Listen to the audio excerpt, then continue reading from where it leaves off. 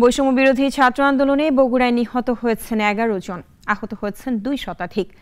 নিম্ন আয়ের এই পরিবারগুলোর কেউ সংসার চালানোর সংকটে, আবার কেউ রয়েছে চিকিৎসা নিয়ে সংশয়ে। এম এ রহিমের প্রতিবেদন, জানাচ্ছেন সুরাইয়া আক্তার।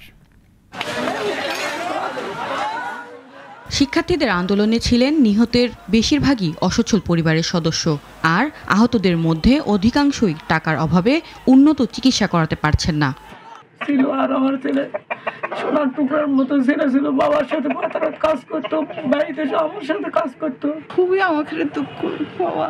সবার কাছে একটাই আবেদন, সুচিকিৎসা চাই। এই যাবতে যে 1.5-2 লাখ টাকা আমার খরচ হয়ে গেছে সম্পূর্ণ আমার ধার দেনার উপর।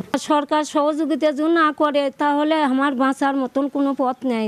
আহতরা অনেকেই অঙ্গহানির শঙ্কায়। উন্নত চিকিৎসার বড় বাধা হয়ে দাঁড়িয়েছে অর্থ সংকট। গুলিটা আগে চোখে লাগছে, চোখে লাগার সাথে সাথে পিছ দিয়ে ঘুরে গেছি। বুকে, গলায়, পিঠে, পায়ে বেশ কিছু অনেকগুলা রাবার বুলেট লাগে। হতাহতদের জন্য সহযোগিতার হাত বাড়িয়েছেন স্থানীয় জনপ্রতিনিধিরা। তাদের পাশে আমরা চেয়ারম্যান হিসেবে দাঁড়াইছি।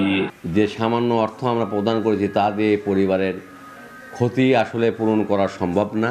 ক্ষতিগ্রস্তদের চিকিৎসার সার্বিক সহযোগিতা করার আশ্বাস বগুড়া জেলা প্রশাসনের। আমরা হাসপাতালের সাথে সার্বক্ষণিক যোগাযোগ রাখছি যাতে তাদের কোনো ধরনের চিকিৎসাতে কোনো গাফিলতি না থাকে, তারা যেন সঠিক চিকিৎসাটি পান এবং তারা যেন ঠিকমতো কাউন্সেলিংটা তাদের হয়। সবার সহায়তার আশা করছেন আহত ও নিহতদের পরিবারগুলো। এর জন্য সরকার কিংবা বেসরকারি উদ্যোগ চান তারা। সুরাইয়া আক্তার, নাগরিক।